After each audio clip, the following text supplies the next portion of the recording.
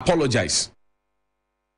But the whole point is that this gentleman you see on your screen, he had his picture put up on Net2 TV by Kennedy Ohinie-Agyapong, MP for Asin Central, who wants to be president of the Republic on the ticket of the NPP. He was under witness protection by the Ghana Police Service. He was gruesomely murdered. The police have not had the presence of mind, dignity, or sense of duty to invite Honorable Kennedy Agyapong to appear, to even serve as a witness in the trying to unravel the mystery of the murder of Ahmed Suale, who was under witness protection. Then you heard Chairman Wontumi on behalf of the Dr. Bawumia campaign say that if you threaten me again, I will report you to the police, because it is the same way you threatened other people like Ahmed Suale and many others who we do not know who have died. Kennedy Agyapong would now say that, oh, go and ask Dr. Bawumia to tell you who the killers of Ahmed Suale are, because he is the chairman of the police council. So we are talking about the murder of a young Ghanaian who decided not to steal, not to do Sakawa, not to do 419, but decided to practice journalism in his country to expose corruption and rot. He has been killed. The Zongo communities are quiet. The Muslim fraternity that he belonged to are quiet. Civil society organizations are quiet. People who say they love justice and they want peace and justice to be in tranquility are quiet. And we are now discussing it on a political platform. You killed Ahmed Suale. You killed him. You didn't kill him. You killed him. Go and ask this. Go and the Ghana Police Service, IGP Dampare is watching. I love IGP Dampare, but I'm saying that up until now, if he's not able to invite the two gentlemen to appear to give him the evidence that they claim they have regarding the murder of Ahmed Suale, then there's a problem. It means that the police is being selective. If Johnny Hughes says, Sixtus, you killed Babana, and Sixtus says, you know, Johnny Hughes, you killed Babana, I'm sure the IGP would have invited us as of yesterday or 2 weeks ago. We would not even finish the statement. They will come and pick us up in Rambo style. This is a test for you, IGP Dampare. If he's not watching, call him. I know that all the big people, they watch the Johnny's Bite. Tell him that Ghanaians are watching, and I won't stop talking about this. One more time, put Ahmed Suale's picture there. They killed him in cold blood. He was under witness protection, under the protection of the police and the court of this republic. He was killed. What has the Chief Justice said about it? What has the police said about it? What has the president, who is supposed to, who swore an oath to protect all citizens, what has he said about it? Ahmed Suale's blood will be on everybody's hand. And I'm speaking passionately about it because those of us who want to unravel corruption, this is the way. And by the way, Kennedy Agyapong has had cause to put my picture same way, like I'm putting it on TV, like this, on UTV before. He sat in front of Roland and said he doesn't know me. You don't even know me and you are insulting me and put my picture up.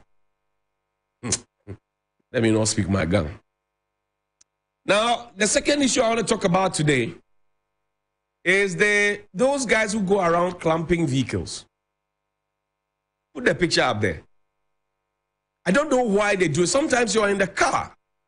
You have not left. You just park for a second. Maybe you have a problem or you're waiting for somebody or whatever. 2 minutes, 1 minute, 3 minutes. They come, they clamp it Rambo style. Then they quickly write the receipt. Ask them, what kind of hunger is pursuing you people?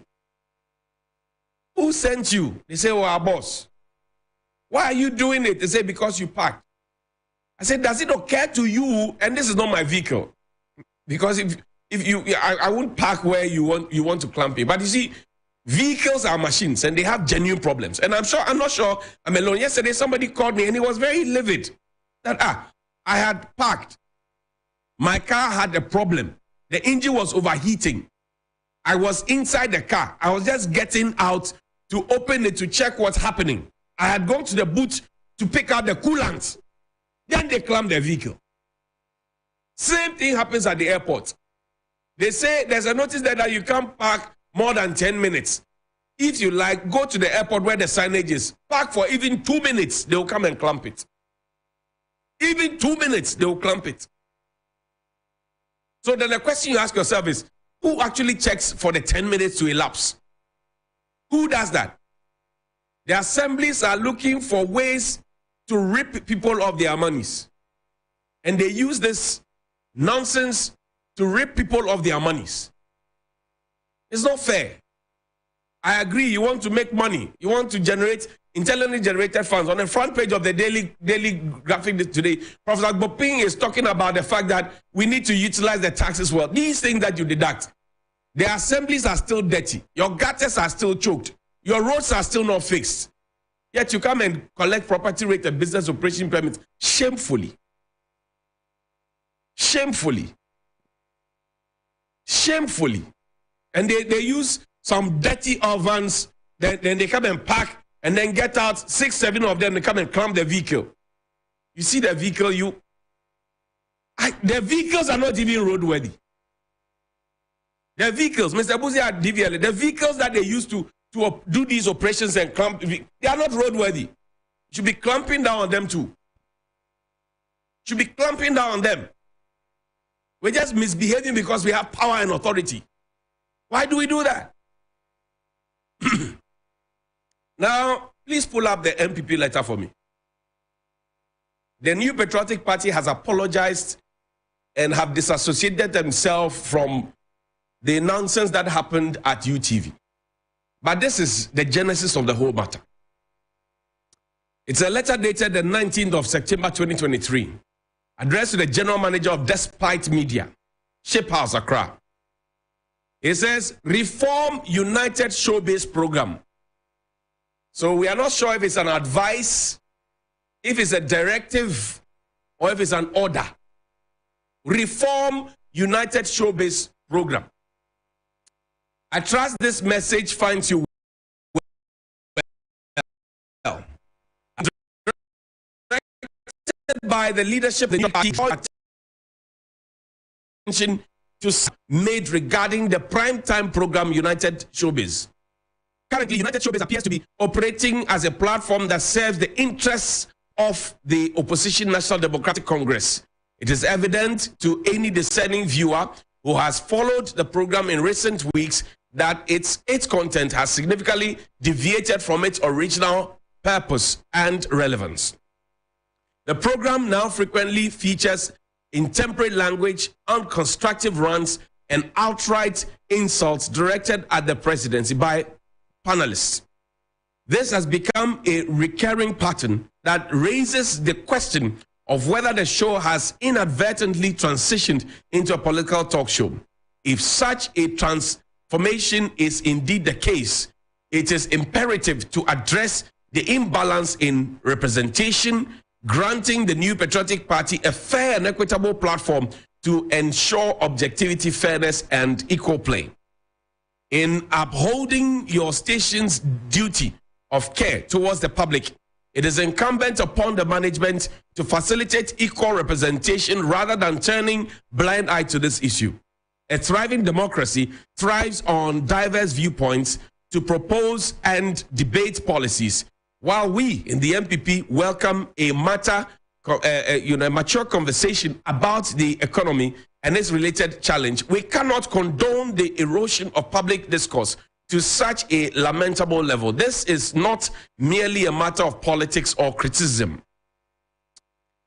It pertains to maintaining respect for the presidency and a sense of responsibility towards one another. The United Showbiz program has in recent times witnessed an unwarranted surge in disparaging comments targeted at the president, which has raised concerns among a section of the populace. The program subjected the Vice President, Dr. Bawumia, to ridicule and criticism in the last few episodes. Prior to that, the program targeted our Ashanti Regional Chairman, Wontumi. The manner in which these individuals were treated, often without a fair chance for rebuttal, raises questions about the program's intention, giving the impression about its metamorphosed into a political show. It's disheartening that this program has strayed from its intended path and ventured into the realm of a political and propaganda to masquerading as an entertainment show. This sudden departure from the established norms right, of television entertainment is puzzling, given the global television landscape where popular shows have refrained from entangling themselves in political matters. Thank you for your anticipation, cooperation, and consideration. Yours sincerely, William Nyako. William Yamo Hayes, the Director of Finance and Administration, copy to CEO of Despite, owner of Despite, and then also to the executive producer of United Showbiz. I can tell you on authority that UTV is not the only recipient of such a letter. I can tell you on authority that the top echelons of the New Patriotic Party have not only engaged UTV. Yesterday, Mr. Richard Ahiagba, my good friend, confirmed to me on 3FM Sunrise that they have engaged our own management here at Media General. So UTV is not alone. Now, I asked a question. Show me Article 162. I asked a question. The NPP is not in short supply of lawyers. The National Secretary of the NPP is a lawyer. Henry Nana Boakye, my brother, is also a lawyer. If you go into the National Council, whatever it is, the NPP is not in short supply of good lawyers in this country. Did the lawyers in the NPP and the advisors to the Executive Council pay attention to the provisions of Article 162, Clause 4 that says editors and publishers of newspapers and other institutions of mass media shall not be subjected to control or interference by government, nor shall they be penalized or harassed for their editorial opinions and views or the content of their publications? Did they pay attention to the provisions? Did they? And then they say, oh, there is not a fair representation and that the program has deviated. So you are trying to now dictate content, show running order, and who gets empaneled on the show. Was it not the same Socrates Sappho and Fred Mensah and all the other people who came together to form Creative Arts for Change in this country? Were they not the same people who came together to form Creative Arts for Change? And I showed you their picture. Banko Kreku Manti and all those people. Now, if they were the ones who championed that cause, because their claim was that there's no direct policy that affects what they do within the media, arts, and culture space, and that they wanted some clarity on policy direction.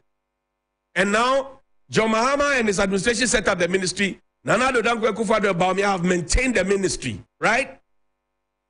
Are you suggesting to me that Socrates Sappho, who is a director at the National Commission on Culture, is not qualified enough, having practiced in this field of media and television and film for more than 20-25 years, is not qualified enough to discuss a matter of policy on the platform of United Television?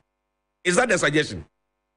That Fred Mensah, who when I was a young man participating in Bands Alive, and even before then who trained the likes of Apietus, etc., is not qualified enough to speak about policy. Now, what policies are we talking about? I will set up arts fund. I will set up studios in every region of the country. I will set up a platform that musicians can promote their music. I will set up amphitheaters. I will build an ultramodern whatever. Are these policies that these gentlemen cannot talk about? Mr. Logic is a sworn MPP person. And until recently, A+ himself is a sworn MPP person. So I want to ask the MPP a question. Is it that they think that the people who speak there, and Diana Samoa is also part? In most cases, you find about 3 MPP people, and you find maybe Bulldog, who is a confessed NDC person, or who seems to be an advocate of John Mahama. Now you have 3 against 1. If they are not able to speak up, same way they come to do to us here. There's a spokesperson for government and every single institution in this country. But when they finish, they say, oh, those of us who are speaking truth to power, we should also advocate for government. I say, you are paying people. Look at the presidency. You have over 15 communication, whatever. Paying them huge salaries. Some of them come on social media to talk non-fa. They support the rubbish that happened at the UTV. They said they endorse it. And then when you finish, you come and tell us that we are the ones who are supposed to be trumpeting your thing. So I asked the MPP, hey, what is going on? Because you see, the strange thing is that when President Kufuor was coming into power, The clarion call was that the Jerry Rawlings era had some militarized, attachment. People were being shaved with broken bottles, etc. All the narratives that were pushed out there. And that President Kufuor was coming to give us, some beam of hope and media freedom, etc., etc. Repeal of the criminal libel law. Yesterday I explained to you. You repeal the criminal libel law, and yet your wife is spoken about, and you use state resources and even take the person to court through the state. So you criminalize civil issues. You have not repealed any law. If your actions are contrary to what you say, you have repealed. Same things. So how did we depart from what President Kufuor preached? Kufuor, all that era. How did we depart from all of that into this rowdy MPP that we now have? How did we depart from it? How did we get there? We have hoodlums who go on radio and TV and they barge into studios. How did we get there? Now people are asking questions. Play Nancy Pelosi's video for me. Nancy Pelosi was the speaker of equivalent of Alban Bagbin in the United States. He tore a speech by Donald Trump on national TV in the House of Parliament. Play.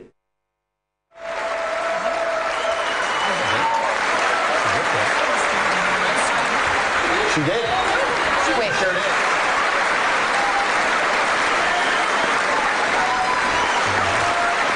A stunning moment here at the end of the president's speech. Nancy Pelosi tearing up what appeared to be a copy of the president's speech. Wow. This on the heels of a moment earlier where she seemed to offer her hand. She tore that of the president, too. People are angry. Say A+ tore that letter. That was a copy of the letter, not the official one given to UTV. And in any case, if you read Article 162, the NPP was in no place to have written that letter to UTV. The same people who say, oh, we are... Now the conversation has been turned from trying to criticize the people who wrote the letter under the direction of the National Executive to say, we have a common problem of intolerance. This is the banner headline of the Finder newspaper. GJ got it all wrong. What does Kojo Oppong Nkrumah, the Minister for Information, what is his business trying to fight the press? Now, Oliver, indulge me. Play the last video for me, Kojo Oppong Nkrumah's video. He said he will not be whipped into line. Now it appears he is leading the line. Play the video. There'll be a bill on the table that we both realize doesn't make sense, and then both of us will say, yeah, just because we are required to say, yeah. I would rather lose my seat in the than be silly for a political cause. Even that it's not just me, but I see a lot of people who share that view. That was Kojo Oppong Nkrumah. Then when he was looking to become MP for Afansia Yerbi. Today he's an MP for Afansia Yerbi. He has been a cabinet minister, he's information minister. He's out of the country. And I'm sure people will send this to him and tell him about it and misquote me. He had no business fighting the press. Has he been able to criticize his own party for doing what they did? Has he told his national executive that what they did was nya? Has he been able to tell them? He should be able to tell them, because he told us that he will not be whipped into line. The conversations now that are happening is that, oh, there's negativity and there's a general problem of intolerance, etc. Who is not tolerant?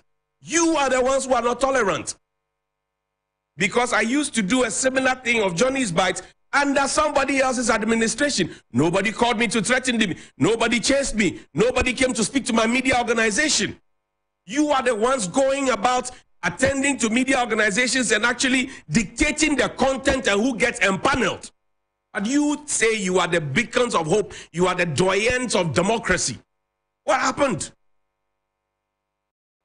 What will EJ Darocha have done? What would Alajete have done?